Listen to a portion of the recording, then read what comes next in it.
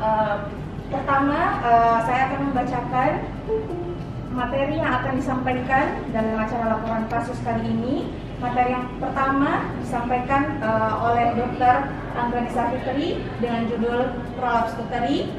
Materi yang kedua akan disampaikan oleh Bismillahirrahmanirrahim. Assalamualaikum warahmatullahi wabarakatuh. Waalaikumsalam. Sebelumnya saya ucapkan banyak terima kasih kepada Dr. Suparno MPs SPOG selaku pembimbing kami, dokter-dokter spesialis RSUD Majene yang telah menyempatkan hadir dalam Google Meet untuk laporan kasus, serta teman-teman dokter fisik yang saya cintai dan saya banggakan. Jadi langsung saja untuk mempersingkat waktu, di sini saya akan mempresentasikan satu buah laporan kasus yang berjudul Prolaps Uteri.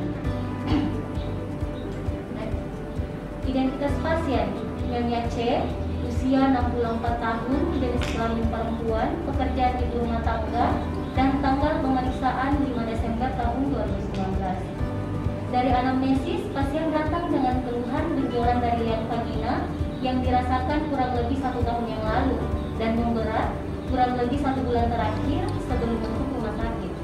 Benjolan dirasakan turun terutama pada saat pasien beraktivitas, berjalan, ataupun berdiri lama. Pasien juga memiliki kebiasaan mengangkat benda berat. Nyeri daerah pinggang kadang-kadang berkemi tidak lampias dan benjolan juga keluar terutama saat mengedan. Menopause sejak 15 tahun yang lalu, riwayat KB tidak ada. Hari pertama hari terakhir pada tahun 2000, riwayat hipertensi dan diabetes. Dari tanda-tanda vital, tekanan darah 120/70, nadi 80 kali per menit, pernapasan 20 kali per menit, suhu 36,5 derajat Celcius. Dari pemeriksaan secara umum dari kepala sampai ekstremitas tidak didapatkan kelainan. Dan untuk pemeriksaan ginekologi dari inspeksi didapatkan erosi pada porsio uterus. Kemudian dan dikarenakan kita pertimbangkan dari usia pasien dan hubungan seksual itu sudah tidak ada. Untuk preoperatif kita berikan profilasis antibiotik ceftriaxone 1 gram per 12 jam per intravena. Kemudian setelah operasi kita berikan antibiotik ceftriaxone 1 gram per 12 jam per intravena. Kita berikan antisepsis. Dan di sini dilakukan insisi pada mukosa vagina dan kita bebaskan jaringan mukosa vagina dari vesika urinaria. Dan kemudian kita bebaskan lagi mukosa vagina di bagian posterior dan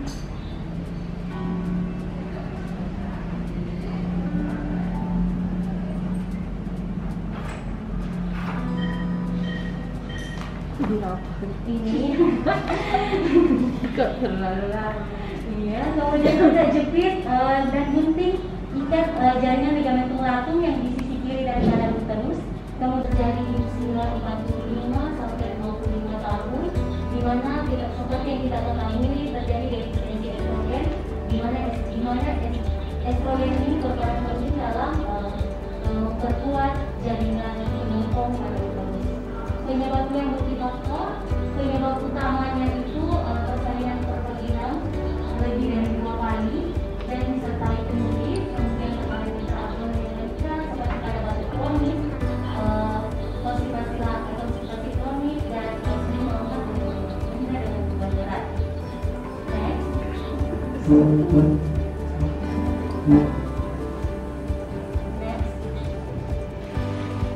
Secara epidemiologi menurut studi Mukadimah sekitar 41% wanita yang berusia 15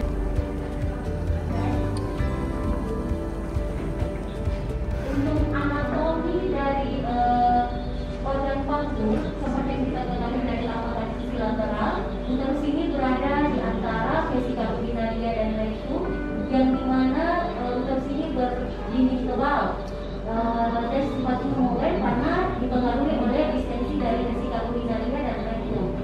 Nah, untuk dasar panggul ini harus memiliki kekuatan agar bisa menyokong isi lubang abdomen dan tekanan intraabdominal.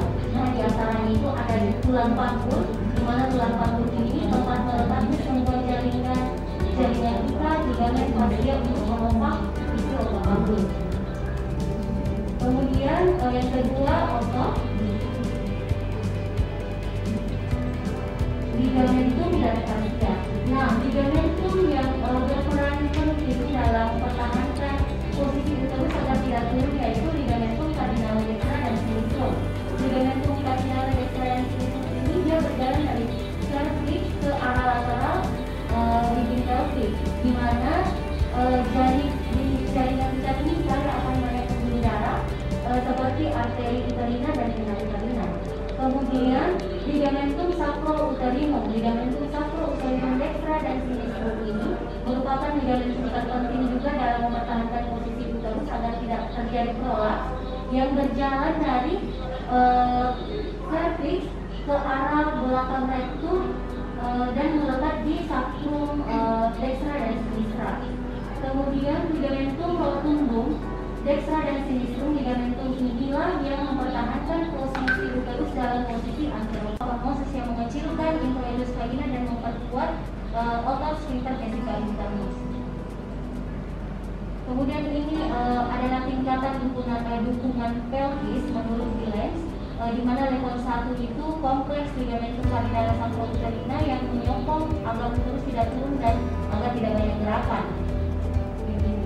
Kemudian dari level 2 gabungan dari artus dan patofisiologi secara umum terjadinya prolaps uteri jika salah satu faktor risiko yang menyebabkan terjadinya prolaps uteri seperti trauma persalinan, tekanan intraabdominal dan trauma itu akan menyebabkan muskulus levator ani ini akan melemah. Jika seiring bertambahnya hari terjadi proses penyembuhan, jika iya, maka hiatus genital ini akan menyempit dan uterus dan vagina tetap dalam posisi normal. Tetapi sebaliknya, jika otot tidak proses penyembuhan otot muskulus levator ani ini tidak terjadi, maka hiatus genitalnya ini akan melebar sehingga fungsi utama dari muskulus levator ani ini akan digantikan oleh ligamentum sacro-uterina yang awalnya dia rileks secara normal akan menegang. Nah, ketegangan yang akan berkelanjutan ini akan menyebabkan ligamentum sacro-uterina ini akan melemah dan terjadi kerusakan dikarenakan molekuler dari struktur ligamen ini akan berkurang.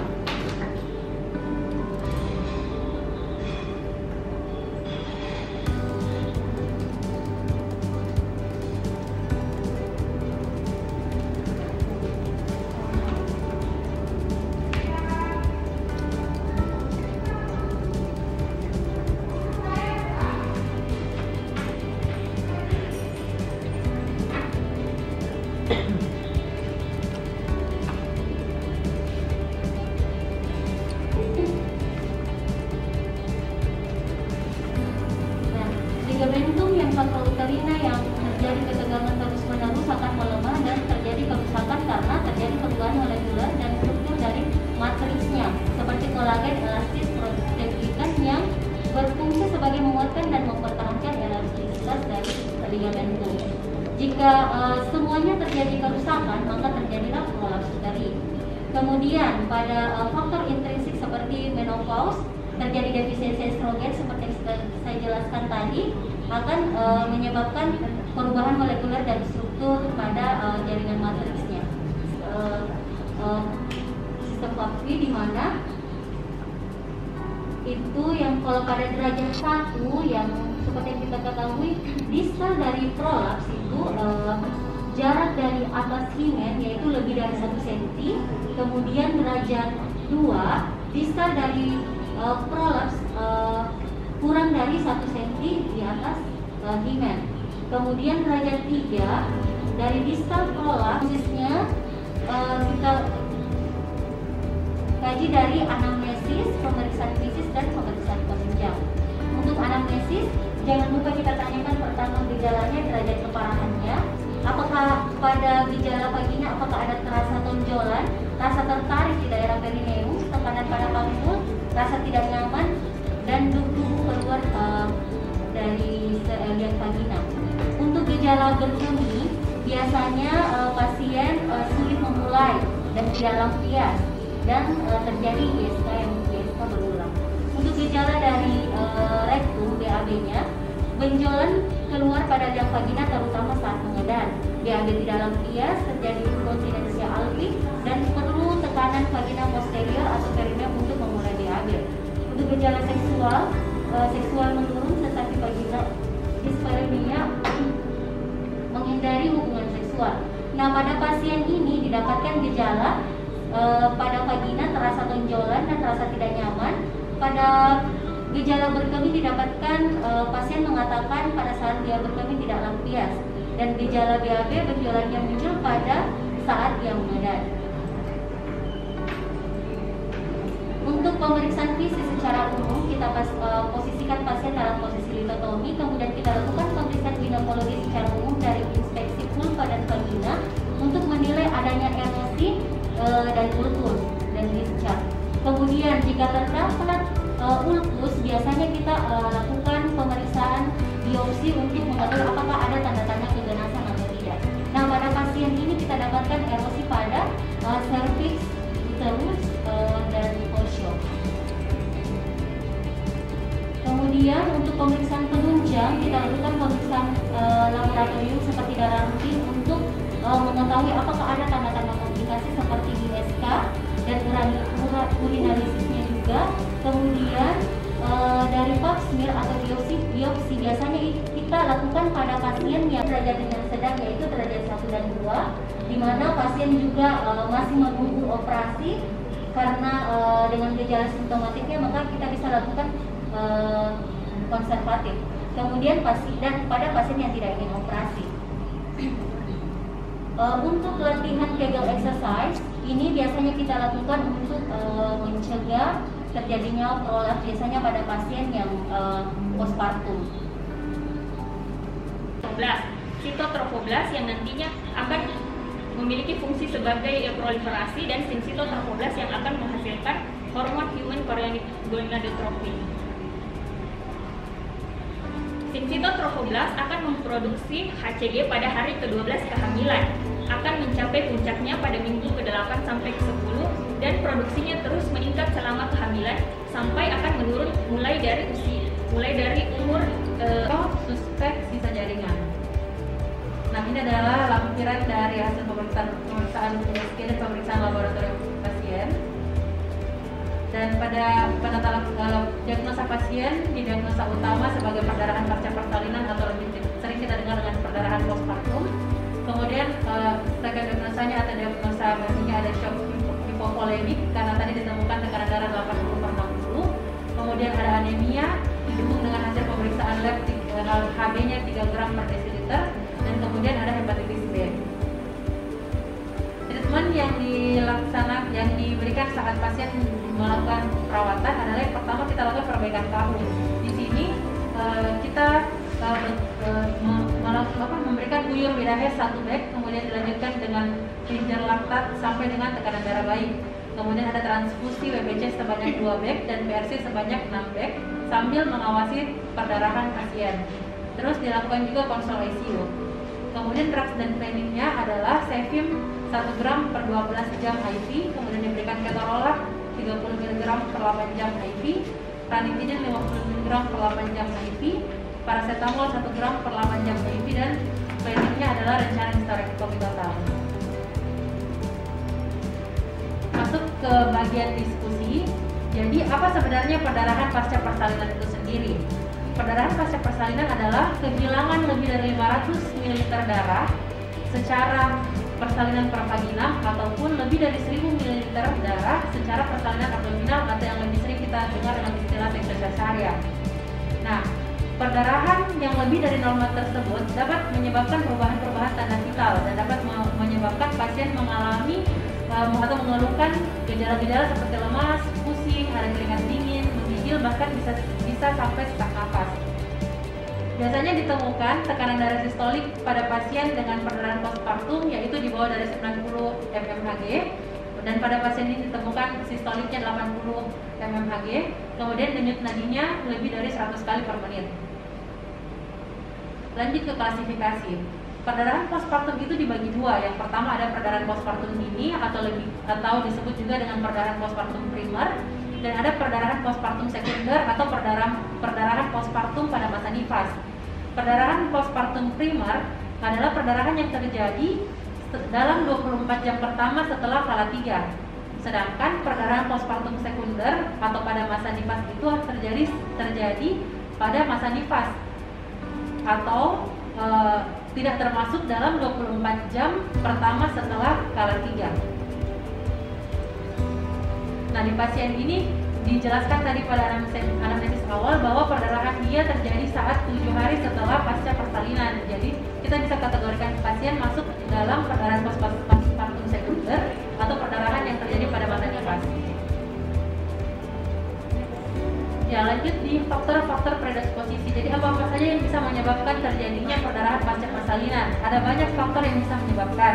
Antaranya adalah multivaritas, kemudian ada anemi, kemudian pada pasien-pasien yang kita lihat besar saat melahirkan perutnya terlihat sangat besar pada pasien seperti pasien dengan partus gemeli atau mitra amnion, kemudian pada pasien preeklamsia ataupun eklamsia, persalinan yang lama dengan kala 2 manjang misalnya, kemudian dengan pasien-pasien yang sering mengonsumsi obat-obatan pada saat hamil, kemudian bisa juga terjadi pada bekas persalinan seksosesaria, kemudian pada pasien-pasien persalinan yang traumatik, kemudian pada keadaan yang menimbulkan dampak koagulasi seperti solution placenta maupun KJDR, dan juga bisa disebabkan oleh metritis. Untuk etiologi dari perdarahan postpartum itu kita bisa ingat 4 P-nya. Pertama ada tonus, kemudian ada tisu atau jaringan, ketiga ada trauma, dan keempat ada trombin. Jadi apa yang kita lihat di tonusnya, apakah atau di uterus, apakah uterusnya ada kontraksi atau tidak. Terus yang kedua ada tisu atau jaringan, di mana di jaringan ini kita bisa lihat apa ada sisa jaringan atau bekuan darahnya. Yang ketiga ada trauma atau laserasi ruptur inversi, dan terakhir trombin atau koagulopati seperti solution placenta maupun KJDR. Nah, sekarang kita masuk ke macam-macam dari perdarahan postpartum atau perdarahan pasca persalinan. Yang pertama ada atoni uteri yang saya sebutkan tadi. Apa itu? Yaitu perdarahan segera setelah bayi lahir, di mana uterusnya tidak ada kontraksi sama sekali. Jadi kalau dipegang perutnya terkesan lembek. Nah, penanganannya yang paling pertama bisa dilakukan adalah terus melakukan pemijatan uterus secara terus-menerus. Kemudian kita bisa memberikan uterotonika seperti oksitosin, ergometrin ataupun misoprostol. Nah, jika perdarahan terus berlangsung, apa yang dilakukan? Pertama, pastikan lagi plasentanya apakah lahir lengkap atau tidak. Kalau misalnya plasenta tidak lahir lengkap, bersihkan sisa-sisa plasenta dengan mengeluarkan sisa plasenta. Dan kita juga bisa melakukan pemeriksaan uji pembukaan darah sederhana untuk mengetahui apakah ada tanda-tanda koagulopati atau tidak. Terus selanjutnya, jika perdarahan masih terus berlanjut, kita bisa melakukan kompresi bimanual interna seperti pada gambar, ataupun kompresi bimanual eksterna. Selanjutnya, setelah atoni uteri, apalagi yaitu selanjutnya ada robekan jalan lahir. Robekan jalan lahir merupakan perdarahan tersering kedua yang terjadi pada perdarahan postpartum, di mana terjadi robekan dapat terjadi bersamaan dengan atoni uteri. Tanda-tandanya adalah perdarahan segera setelah bayi lahir, kemudian darahnya segar, uterus saat dipegang kontraksinya baik, dan plasenta lahir lengkap. Penanganan, periksa dengan seksama apakah tidak ada keluhan sisa plasenta dan lain-lain, kemudian perbaiki robekan pada serviks atau vagina dan perineum. Kemudian ada retention placenta, di mana tertahannya atau belum lahirnya plasenta hingga atau lebih dari 30 menit setelah bayi lahir. Nah, ini hampir sebagian besar gangguan disebabkan oleh gangguan pelepasan plasenta atau oleh gangguan kontraksi uterus sendiri. Penyebabnya bisa karena kontraksi uterus kurang kuat untuk melepaskan plasenta, ataupun karena plasenta melekat erat pada dinding uterus. Nah, penata laksananya sendiri tergantung apa penyebabnya. Jika plasenta dilahirkan setelah 30 menit, kemudian pemberian oksitosin dan uterus terasa berkontraksi, kita tinggal melakukan penanganan tali pusat terkendali. Tapi jika belum berhasil, bisa dilakukan dengan melakukan pengeluaran plasenta secara manual seperti gambar sebelumnya. Kemudian bisa juga dilakukan usaha untuk melepaskan plasenta yang melekat kuat dengan cara hysterektomi.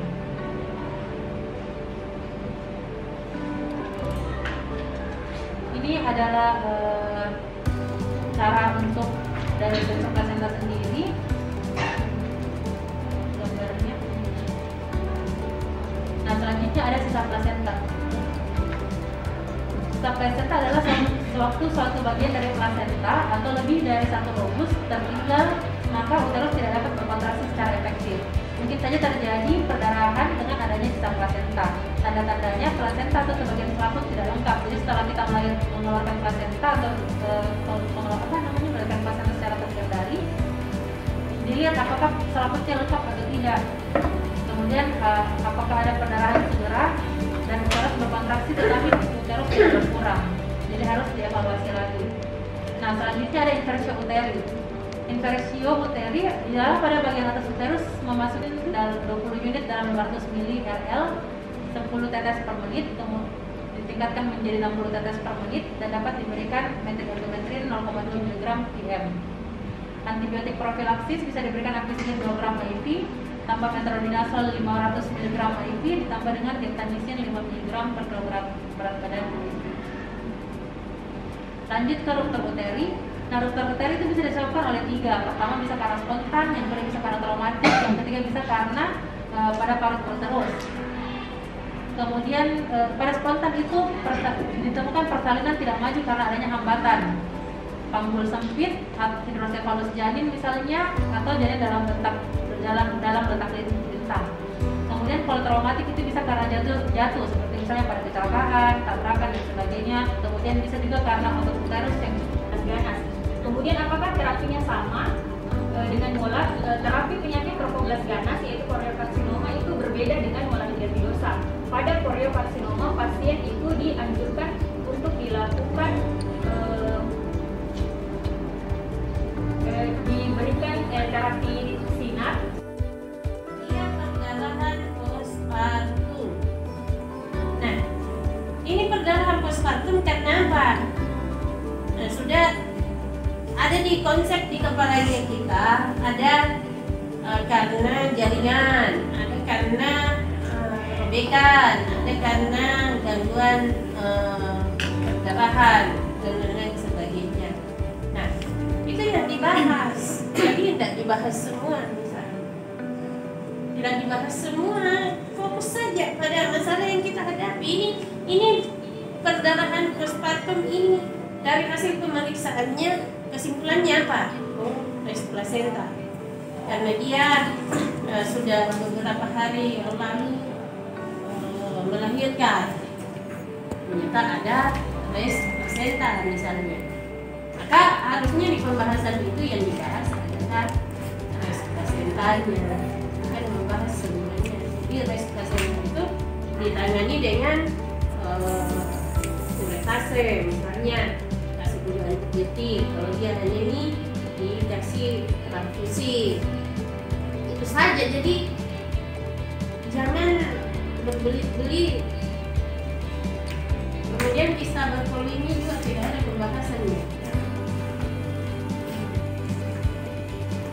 Tapi ya tidak apa, itu bagian dari pembelajaran. Supaya latihan fokus pada masalah yang kita hadapi. Perdarahan, kenapa bisa perdarahan? Apa yang menyebabkan? Kapan mulai perdarahan? Bagaimana caranya saya menangani? Langkah selanjutnya apa? Jadi apa, mengapa, kapan, bagaimana, siapa, apalagi 5W 1 hari. Ajukan pertanyaan pada fakta yang ada di depan. Nah, kalau misalnya pertanyaan yang muncul dari Dr. Ahmed, itu mula kan bisa berubah menjadi PTG. Jadi pertanyaannya bisa muncul, kapan mula bisa menjadi PTG?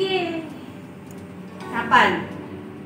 Ketika diperiksa beta HCG-nya itu melonjak naik sampai 100.000 lebih, ya kan? Itu yang sederhana saja untuk level kita di sini, nggak usah yang level yang canggih itu, mesti ini. Ini saja beta HCG kita tidak punya lab, mesti dikirim ke prodia. Jadi oke lah untuk levelnya kita mendapatkan beta HCG lebih dari 100.000 itu kita sudah curiga ke arah BTG. Nah, tambah dengan umur yang ekstrim, terlalu muda atau terlalu tua, ya kan? Nah, bisa ditambah ketika di follow up. Nah, ada kan range-nya itu apa 3 bulan, apa 1 bulan pertama, 2 bulan pertama, 3 bulan pertama sesudah dikuret itu di follow up beta HCG-nya. Kalau tetap tinggi kita curiga sekali BTG. Kemudian ditambah dengan pemeriksaan penunjang. Jadi untuk melakukan pemeriksaan penunjang lain, kita mengajukan pertanyaan, apa lagi yang harus diperiksa untuk mendukung diagnosanya kita ke arah BTG. Nah, boleh melakukan pemeriksaan pada paru-paru dengan foto toraks. Apa yang mau dilihat pada foto toraksnya? Kalau ada jaringan-jaringan yang gambaran-gambaran yang dicurigai suatu metastasis pada paru. Nah, seandainya ada CT scan atau MRI, bisa dilakukan pemeriksaan pada otaknya. Kapan? Kalau ada gejala selalu sakit kepala, karena ini BTG penyakit ganas yang sangat gampang metastasis, tapi sangat gampang diobati. Jadi itu ya intinya BTG. Jadi yang penting mola itu sudah berubah menjadi PTG, kita tahu bahwa dia sangat respon dengan terapi. Nah, apa terapinya? Terapinya itu sangat gampang. Cuma dikasih methotrexate, kemo itu sana sudah sembuh. Yang penting sesuai dengan serinya itu. Biasanya kita dulu 5 hari di terapi, libur lagi sekitar 2 minggu, datang lagi 5 hari disuntik methotrexate, pulang lagi 2 minggu lagi, datang lagi sampai didapat beta HCG-nya itu sudah hilang. Nah, maksudnya di bawah normal. Artinya kita harus mengetahui kadar beta HCG normalnya berapa. Jadi parameter kita sudah punya, kita sudah ada di kepalanya kita, sisa dicocokkan dengan permintaan. Jadi mola itu tidak bisa metastasis. Kapan dia metastasis? Bukan lagi mola, tapi PTG. Sudah beda terapinya.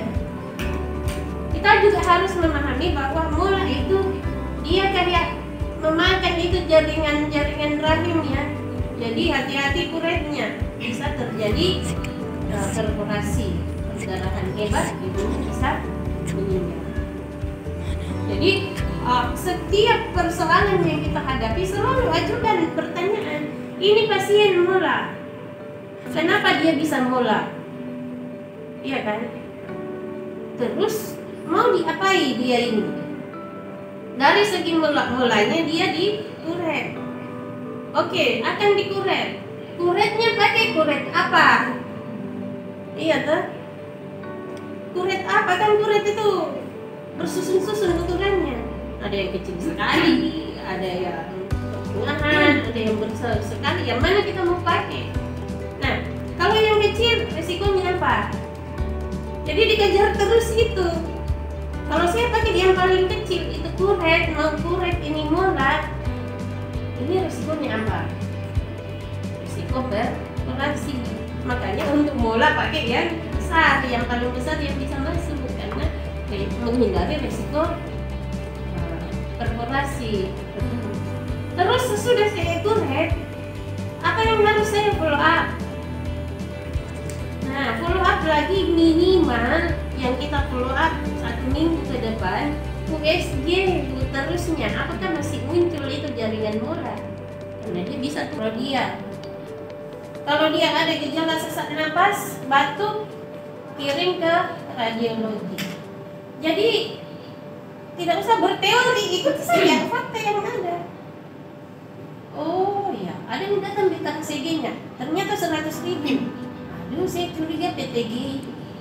Saya cuma dokter spesialis objin umum. Oh, bukan aku ini. Kirim ke Makassar. Saya cuma dokter umum, lebih-lebih lagi. Kirim ke dokter objin. Dokter objinnya juga tahu diri. Wah, bukan, ini sudah PTG. Gana sih, bukan aku kita, Bu. Bukan saya yang berhak urusi. Kita saya kirim ke Makassar. Ya, jangan bilang seperti itu. Saya tidak punya hak urusi seperti itu. Penanganan CA, konsultan ngomong. Jadi seperti itu. Jadi tidak usah kemana-mana pembahasannya, itu saja. Nah, apa lagi pertanyaannya tadi? Pertanyaan yang kedua, Dok. Pasien yang perdarahan postpartum ditransfusi, terus terapi farmakologi apa untuk mematikan perdarahan? Nah, ini yang saya bilang kacau. Harusnya petakan dulu ini pasien perdarahan postpartum karena apa. Nah, kira-kira ibu ini karena dia perdarahannya setelah melahirkan, tanggal berapa dia masuk? Dia melahirkan 5 Juni tanggal 26 bulan 2. Masuk di rumah sakit berapa hari? 3. Berapa hari? Tanggal 3 bulan 3? 1 minggu setelah 1 minggu. Nah, ini namanya perdarahan postpartum lambat.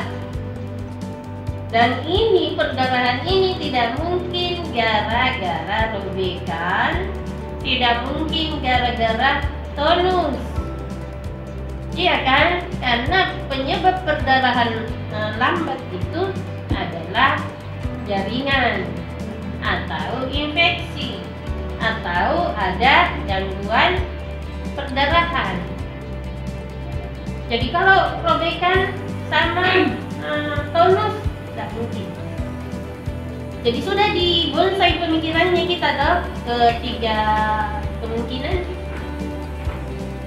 res plasenta, infeksi, metritis, kelainan pembekuan darah. Nah, bagaimana kita mencari pembenaran bahwa ini kemungkinan res plasenta? Gampang. Gimana caranya? USG, oh ternyata di dalam rongga rahim ada sisa jaringan. Nah, karena ini sudah ada res plasenta, ada sisa jaringan, apa langkahnya kita? Jadi bertanya terus, kejar terus ini masalah. Mau diapain ini supaya resnya, jaringannya keluar? Kuret. Iya toh? Kapan akan dikuret? Begitu saja, tidak usah berpikir kemana-mana. Kapan akan dikuret? Nah, lihat kondisi umum ibunya menggigil, panas, apa semuanya. Jangan dulu kuret saat itu juga. Perbaiki dulu, stabilisasi dulu keadaan umum. Oke lah, karena ibunya supaya tidak meronta-ronta, teriak-teriak kesakitan saat dikuret, kita harus dirasakan dulu.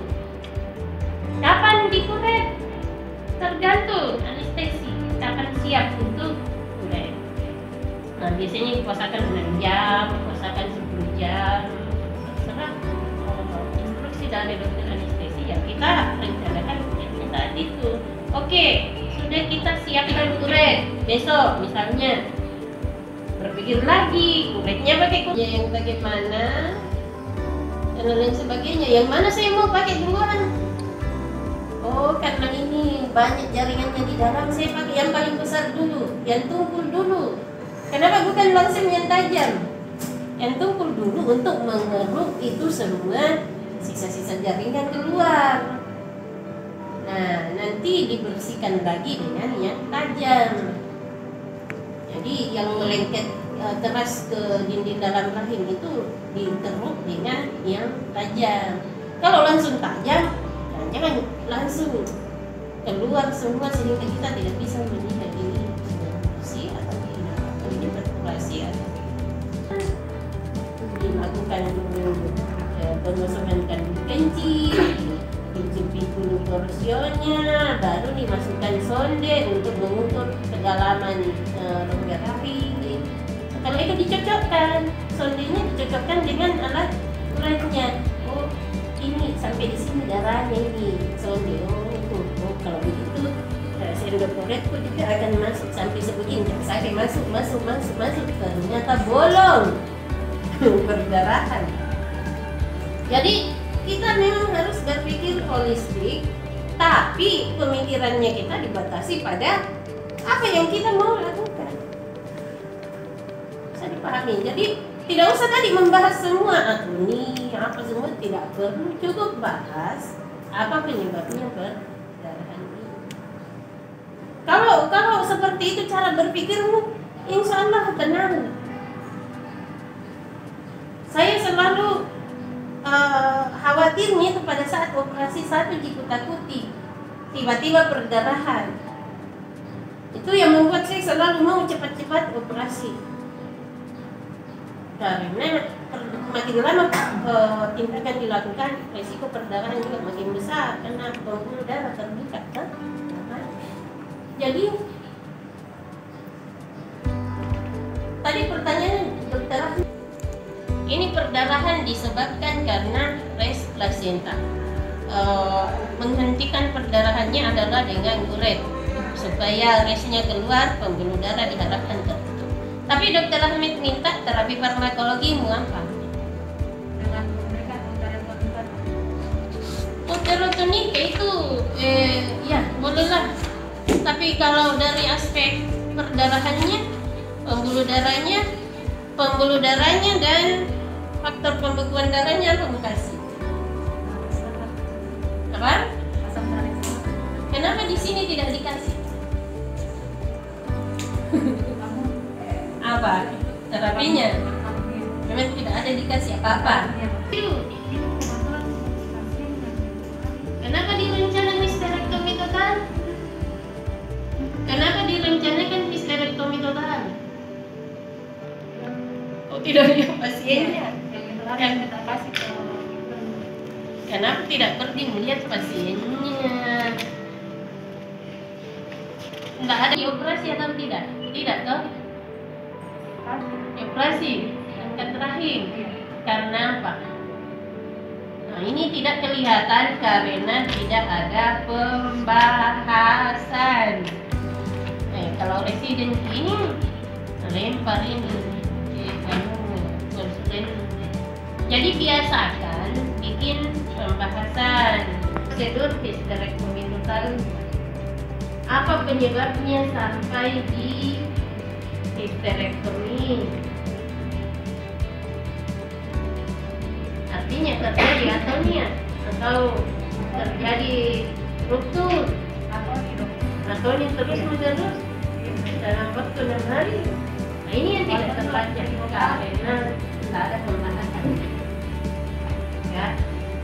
Jadi kalau perdarahan postpartum gara-gara res placenta, biasanya dengan diuret, dibersihkan sisa-sisanya, itu perdarahan sudah berhenti. Jadi obat farmakologi itu hanya diberikan oksitosin untuk menguatkan kontraksi rahim. Kenapa dengan menguatkan kontraksi rahim perdarahan bisa berhenti? Kenapa dengan menguatkan kontraksi rahim perdarahan bisa berhenti? Ya, karena otot-otot rahim itu berjalan seperti anyaman tikar dan pembuluh darah jalan di antaranya. Jadi dengan memberikan oksitosin sama metil, itu kontraksi rahim terjadi, pembuluh darah juga terjepit, terjadilah perhentian perdarahan, penghentian perdarahan. Itu enak sekali kalau kita paham. Kenapa dipakai oksitosin? Kenapa bukan cuma metil ergometrin? Kita paham, oksitosin kerjanya cepat tapi singkat, sementara metil kerjanya lambat dan lama. Jadi kerja bakti, kerja sama.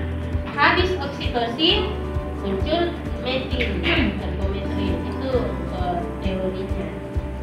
Nah, kalau misalnya dengan memberikan obat-obat uterotonika ini perdarahan tidak berhenti, baru kita bisa tambahi dengan segala macam obat untuk mengatasi perdarahan yang bekerjanya di darah dan di pembuluh darah, seperti sama, sokron, bisinon, apalagi. Ya, jadi kasih tahu Dokter Ahmed, pada kasus ini yang kelihatan untuk menghentikan perdarahan tidak ada kasih oksito, tidak ada juga metil, tidak ada juga itu asam tranexamat dan lain sebagainya. Jadi wajar dok, karena orangnya, presenternya tidak melihat pasiennya, kehabisan pasien apa gitu. Tapi yang jelas nanti kalau kalian presiden jangan seperti ini, nanti ngelempar status sama. Selalu ajukan pertanyaan ke setiap masalah yang kamu hadapi. Apa, mengapa, kapan, di mana, siapa, bagaimana. Pokoknya teliti itu paragraf per paragraf, bikinkan itu pertanyaan.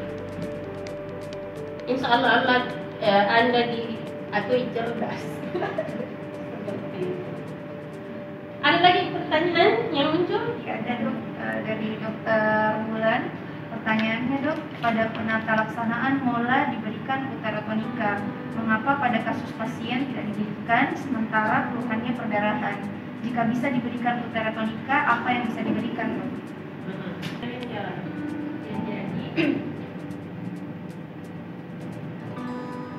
Keluhan perdarahan pasien ini kan disebabkan akibat jaringan molanya, sehingga dilakukan kuretase. Jadi langsung penyebab perdarahannya yang dilakukan penata laksanaan. Tetapi pada saat kuretase itu sebelum dilakukan kuretase diberikan uterotonika, yaitu oksitosin. Kemudian uterotonika apa yang bisa diberikan? Bisa diberikan oksitosin, bisa juga metil ergometrin seperti yang sudah dijelaskan sebelumnya untuk menghentikan perdarahan. Pada pasien ini langsung ditata laksana penyebab perdarahannya dengan melakukan kuretase. Ya, paham filosofi mendasar untuk menghentikan perdarahan pada terus, yaitu hilangkan jaringan oksitosin maupun metil ergometrin. Cuma kita harus memahami kapan tidak boleh diberikan metil ergometrin. Kapan kira-kira? Nah, hipertensi jangan diberikan metil ergometrin. Jadi sebelum kita memilih metil ergometrin, tanyakan dulu berapa tensinya ini pasien. Nah, ternyata dengan melakukan kuret dan pemberian uterotonika, perdarahan berhenti. Jadi kita tidak perlu memberikan obat-obat yang lain yang berfungsi untuk menghentikan perdarahan. Cukup itu tadi, kuret dengan pemberian oksitosin. Kita lanjut saja terapi untuk mencegah infeksinya. Yang kita pakai kan sebenarnya antibiotik. Sebenarnya bukan untuk mencegah infeksi, itu mengobati infeksi. Kalau saya prinsipku memberikan antibiotik itu walaupun pasien belum menampakkan gejala-gejala infeksi, belum ada hasil labnya, alasan yang tidak masuk akal. Kadang-kadang ya menenangkan hati. Jadi kita berasumsi pasien ini kemungkinan besar sudah kena infeksi. Kita asumsinya dia dari kampung, yang mana hygiene-nya itu kurang bagus, kemungkinan sudah infeksi. Ya oke, kasih saja antibiotik profilaksis. Pikirannya kita ya untuk menenangkan hatinya kita, dan itu sudah kebablasan. Seandainya ruangan di mana kita menata laksana ini pasien terjamin sterilitasnya, sebenarnya kita bisa menghindari pemakaian antibiotik, tapi tidak ada yang menjamin sterilitasnya. Tempatnya kita maupun prosedurnya kita ya. Seandainya kayak mungkin di rumah sakit yang besar canggih itu, kemudian petugas-petugasnya disiplin dengan protokol untuk melakukan sterilitas, mungkin kita bisa menghindari pemakaian antibiotik. Tapi itu sangat-sangat jauh panggang dari kita jujur saja. Jujur saja. Jadi untuk mencegah pasien mengalami infeksi yang jauh lagi, kita berikan, kita berasumsi bahwa pasiennya kemungkinan besar sudah terinfeksi, walaupun belum muncul gejala-gejala. Apalagi pertanyaan? Belum ada lagi. Sampai jam berapa kita? Sampai jam 1 saja. Setengah 1. Kalau tidak ada lagi ya, silakan ditutup. Ya, saya memberikan masukan secara umum itu tadi terbiasa berpikir berdasarkan fakta. Jadi itu saja fakta yang ada di depannya kita kembangkan kemana-mana dengan mengajukan pertanyaan 5W1H. Tidak usah menjelaskan hal-hal yang lain, itu saja. Pendapat gimana siapa, bagaimana. Dan percaya diri saja, karena tidak ada orang yang sempurna. Menyampaikan jadi tidak perlu menjelaskan saya sesuai dengan pengetahuan yang kita miliki. Setelah kita kerja keras untuk memahami apa yang kita belajar. Dengan seperti itu kita lancar-lancar saja dalam mempresentasikan kita punya kasus. Ya, sekian dari saya kembalikan ke moderator.